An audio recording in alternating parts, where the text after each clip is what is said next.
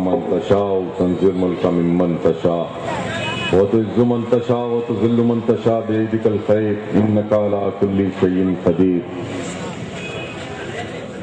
عزیزان گرامی، بزرگوں، نوجوانوں، شہ نشین پر قائدین تحریک، السلام علیکم رحمۃ اللہ وبرکاتہ۔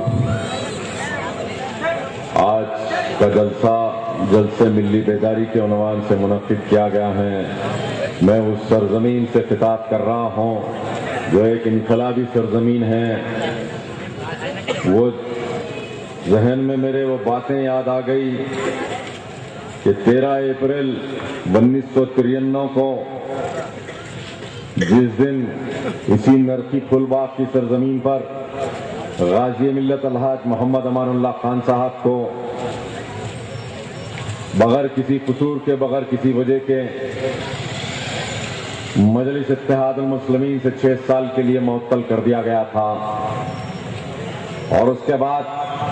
یہی قوم تھی، یہی نرخی پھول باغ کے نوجوان تھے،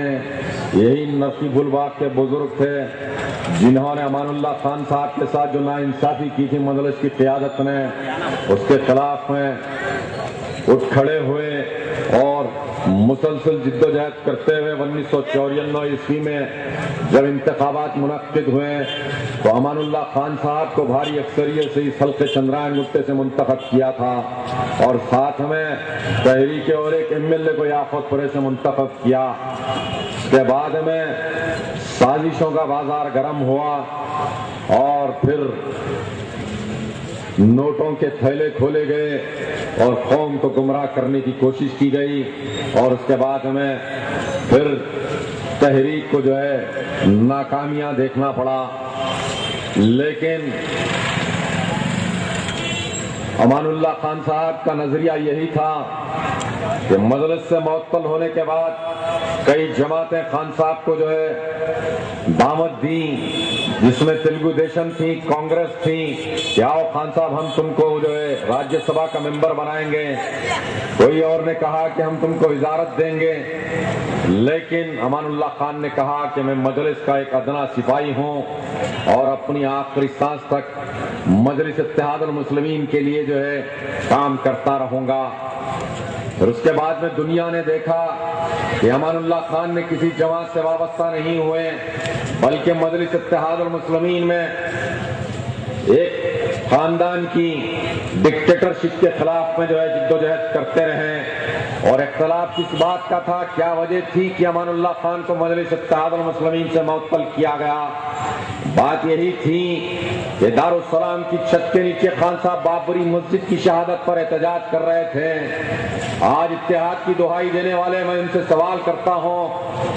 کیا بات تھی کہ جب ہندوستان کے اندر شاہ بانو کیس کے سلسلے میں پارلیمنٹ میں مسلم پرسنل لا بل پاس کی گئی تھی 1986 عیسوی میں، تو اس وقت ہندوستان کے وزیر اعظم راجیو گاندھی تھے، تو اس وقت راجیو گاندھی سے یہ کہا گیا کہ جو ہے ہندوستان کے اندر اکثریت ہندو افراد کی ہیں، ان کو خوش کرنے کے لیے تم نے پارلیمنٹ میں پرسنل لا بل پاس تو کر دیا، لیکن ہندوؤں کو بھی خوش کرنا پڑے گا۔ تو کیا کیا گیا؟ 1987 عیسوی میں شیلانیاس کا پروگرام کیا گیا، دن کے 12 بجے الہ آباد ہائی کورٹ کے اندر کے پانڈے کے اجلاس پہ ایک پیٹیشن ڈالا گیا، اور دن کے 2 بجے جو ہے شیلانیاس کی اجازت دی گئی۔ اس کے بعد میں مسلمانوں کی طرف سے ایک بابری مسجد رابطہ کمیٹی قائم کی گئی تھی، جس کو انگریزی میں کوآرڈینیشن کمیٹی کہا جاتا ہے، لیکن اس کے بعد میں راجیو گاندھی کے پرخچے اڑ گئے اور ہندوستان کی وزارت عثمہ پر ایک ایسا شخص براجمان ہوا جو حیدر گڑھے میں صلاح الدین کا پڑوسی ہوا کرتا تھا، جس کی بنیادی تعلیم RSS کی شاخاؤں میں ہوئی ناگپور میں، اور وہ ہندوستان کا وزیر اعظم بنا۔ وہ اچھی طرح جانتا تھا کہ ہندوستان کے اندر جو ہے وہ مسلمانوں کی تاریخ سے اچھی طرح واقف تھا، اسپین کی 800 سالہ حکومت کیسے ختم ہوئی وہ اچھی طرح جانتا تھا، اور جب وہ شخص براجمان ہوا تو اس نے جناب صلاح الدین کو بابری مسجد رابطہ کمیٹی میں درار ڈال کر جو ہے بابری مسجد ایکشن کمیٹی بنائی گئی۔ بتاؤ مسلمانوں، ملت میں انتشار کس نے پیدا کیا؟ رابطہ کمیٹی میں درار کس نے ڈالی؟ ایکشن کمیٹی کس نے بنائی؟ کس کی ایما پر ایکشن کمیٹی بنائی گئی؟ اور اس کے بعد دنیا نے دیکھا کہ انہوں نے بابری مسجد کے تحفظ کے لیے کیا کام کیا. صرف اتنا ہی کیا کہ سارے ہندوستان کے مسلمان دلی کے پرگتی میدان میں یا لال قلعے میں جمع ہو کر یہ نہیں کہا کہ مرحوم صلاح الدین صدر مجلس کو کہ ہم تمہاری بلندمان شخصیت سے متاثر ہو کر تم کو بابری مسجد ایکشن کمیٹی کا صدر بناتے ہیں. لیکن اس کے بعد میں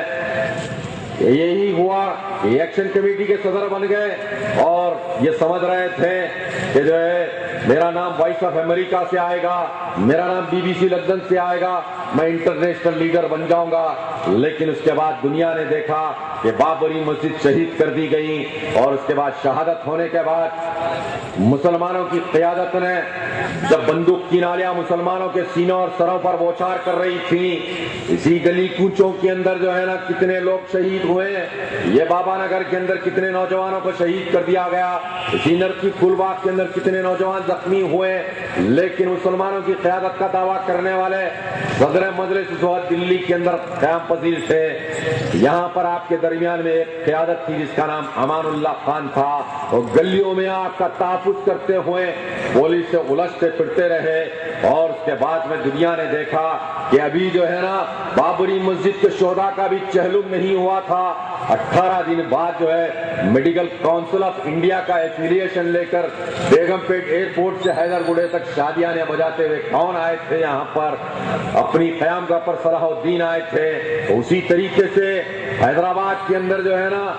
جب نوجوانوں نے دیکھا کہ جو ہے مسلمانوں کی قیادت جو ہے نا بابری مسجد کے تحفظ کے لیے کچھ نہیں کیا, صرف سرن و تعمیر کے لیے جو ہے نا آواز کو بلند نہیں کر رہے ہیں, تو مسلمان نوجوان ہر چورستے کے اوپر نماز پڑھنا شروع کیا. تو یہی مجلس کی قیادت تھی, نہیں کی سالار سے تم نے بات نہیں کیا. تو جب پتا چلا کہ وہ بچوں کو ٹاڈا میں گرفتار کیا گیا, بتاؤ, اور دوسرے دن بے شرمی سے بیان دیا گیا کہ کل جو ہیبٹس کے اوپر نماز پڑھے تھے ان کا تعلق مجلس اتحاد المسلمین سے نہیں ہے کہہ کر اخبار میں بیان دیا گیا. اور وہ جب بچوں کو ٹاڈا کے تحت گرفتار کیا گیا تو مسلمانوں کی قیادت خاموش بیٹھی رہی. پلٹ کے یہ نہیں پوچھا کہ کیا یہ لوگ دہشت گرد تھے نماز پڑھنے والے, یا ان کے پاس AK-47 تھا, یا ان کے پاس AK-56 تھی, نہیں پوچھا گیا. تو اسی طریقے سے آج بھی جو ہے نا حالات ایسے ہیں. اس کے بعد سے اختلافات بڑھتے گئے تو خان صاحب نے احتجاج منظم کیا, دارالسلام کی چھت کے نیچے بغیر کسی قصور کے جماعت سے معطل کر دیا گیا. ارے امان اللہ خان نے مجلس اتحاد المسلمین کو طاقتور بنایا. یہی امان اللہ خان تھے جب 1978 عیسوی میں پہلی مرتبہ حلقہ چندرائن گپتے سے منتخب ہوئے تو انہوں نے جو ہے نا جنگلوں کو بیابانوں کو آباد کیا. یہ بابا نگر بستی کس نے بسائی, یہ نصیب نگر, یہ گلشن اقبال کالونی, یہ تالاب کٹا, یہ ریاست نگر کس نے بسایا؟ بسا کے ایسے نہیں چھوڑ دیا, پیسے نہیں کمائے وہاں سے, بلکہ جو ہے نا یہ خواہش تھی خان صاحب کے دل میں کہ 1978 کے اندر حیدرآباد کے اندر اتنے سنگین فسادات ہوئے تھے تو امان اللہ خان یہ دیکھ رہے تھے کہ سلطان شاہی گولی پورا لال دروازے میں رہنے والا مسلمان کیسے جو ہے نا بے سر و سامانی کے عالم میں راتوں رات جو ہے نا اپنے گھروں کو جو ہے نا چھوڑ کر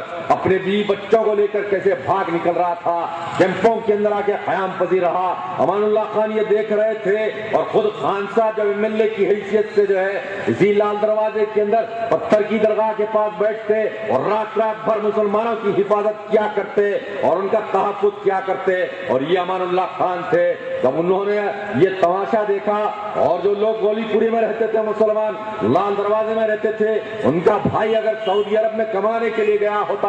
تو جب یہ حالات سنتا حیدرآباد کے اندر فساد ہو گیا وہ پریشان ہوتا, میرے گھر والے جو ہے لگولی پورے میں ہیں, ان کا کیا حال ہے. تو امان اللہ خان نے پروردگار عالم کے دربار میں سربا سجود ہوئے اور دعا کی, مولا تیرے حبیب کے غلام ہے, ان کا تحفظ فرما. اور یہ دعا کی اور اللہ نے امان اللہ خان کی دعا کو قبول کیا. اس کے بعد امان اللہ خان نے بابا نگر کا راستہ دکھایا قوم کو, اور وہاں پر ایسے جو ہے نا لوگ بسے, سارے جو ہے نا جو فساد زدہ علاقے میں رہتے تھے سارے بابا نگر میں بسے, تالاب کٹے میں بسے. کیا برا کام کیا امان اللہ خان نے, قوم کو جو ہے نا جس کو سایہ نہیں تھا رہنے کے لیے ان کو چھت فراہم کیا اور تمام تر سہولتیں فراہم کی. اور اس کے بعد میں یہی امان اللہ خان تھے جو طاقت بڑھائی مجلس کی، جس کی وجہ سے پہلی مرتبہ 1980 کے اندر مجلس اتحاد المسلمین کا جو ہے نا ممبر پارلیمنٹ کو پہنچایا گیا۔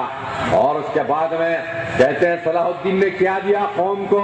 صلاح الدین کی اولاد نے قوم کو کیا دیا۔ میں بتانا چاہتا ہوں صلاح الدین صاحب اویسی مرحوم جو ہے کہاں رہتے تھے؟ جب الیکشن لڑتے تو نوجوان آتے ان کے پاس، کہتے صاحب بھوک لگ رہی ہے، ہم دن میں بہت کام کر رہے ہیں، کھانے کے لیے کچھ خرچہ چاہیے، تو جواب یہی دیا جاتا حضرات آپ تو جانتے ہیں کہ میرے کوئی کاروبار نہیں، کوئی آمدنی کے ذرائع نہیں ہے، میرا کھاتا تو رب العالمین کی بینک میں ہے کہہ کر قوم کو جو ہے نا یہ جواب دیتے، اور قوم جو ہے نا یہ سمجھتی کہ ہمارا قائد بے سر و سامانی کے عالم میں ہے، غریب ہے کہہ کر جو ہے نا مجلس کو ووٹ دینا اپنا ایمانی فریضہ سمجھتے تھے۔ ہماری مائیں جو ہے نا اپنے بلکتے ہوئے بچوں کو دودھ نہیں پلا کر جو ہے بوتوں پہ جا کر جو ہے ووٹ ڈالتی تھی۔ ہمارا نوجوان پولیس کی لاٹھیاں کھا کر جو ہے نا مجلس کو ووٹ دینا اپنا ایمانی فریضہ سمجھتا تھا۔ تب کہیں جا کر بوتوں پہ 98% پولنگ ہوتی تھی، 100% پولنگ ہوتی تھی، اور یہ تقریریں کر کے کہتے ہیں برکت کے ووٹ کہہ کے کہتے تھے ووٹ تو حاصل کر لیا، اور بڑی بڑی تقریریں کرتے رہے، کہتے رہے مجلس رکشے والوں کی جماعت ہے، مجلس بنڈی ڈھکلنے والوں کی جماعت ہے، مجلس جو ہے نا میوہ فروشوں کی جماعت ہے کہہ کر تقریر کرتے ہیں۔ لیکن جب تمہارے پاس پیسہ خرچ کرنے کے لیے تم کرائے کے گھر میں رہتے تھے، لیکن آج بنڈی ڈھکلنے والے کا بیٹا بھی بنڈی ڈھکل رہا ہے، آج رکشا کھینچنے والے کا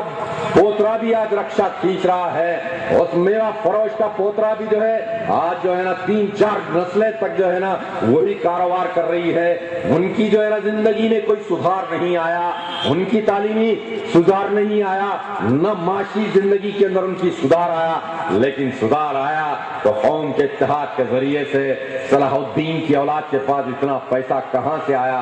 ان نوجوانوں کے شعور کو بیدار کرنا چاہتا ہوں جو یہ کہتے پھر رہے ہیں، مجلس کی تشہیر کرتے پھر رہے ہیں ارے 2 وقت لڑ لیے تحریک والے الیکشن، قائم خان 2 وقت ہار گئے الیکشن، جو ہے کہاں ان کا مقابلہ جو ہے ان سے کیسے مقابلہ کر سکیں گے؟ تحریک پیسے خرچتی نہیں ہے، تو جو ہے نا میں ان کو یہ بتانا چاہتا ہوں کہ جو ہے وہ پیسہ کہاں سے آ رہا ہے تو تمہارے لیے الیکشن میں خرچ کیا جاتا ہے۔ جب باپ کرائے کے گھر میں رہتے تھے تو اکبر الدین کے پاس پیسہ آ گیا، اسد الدین کے کیا کاروبار ہیں، کیا آمدنی کے ذرائع ہیں؟ پوچھو مسلمانوں، یہ تمہارے حقوق کے لیے تحریک جدوجہد کر رہی ہے، یہ مجلس کو بچانے کے لیے جو ہے نا مجلس بچاؤ تحریک قائم کیا امان اللہ خان نے۔ یہ جلسے جو ہے مجلس کے خلاف نہیں ہے، یہ جلسے اکبر الدین یا اسد الدین کی مخالفت میں نہیں ہے، بلکہ آپ کے حقوق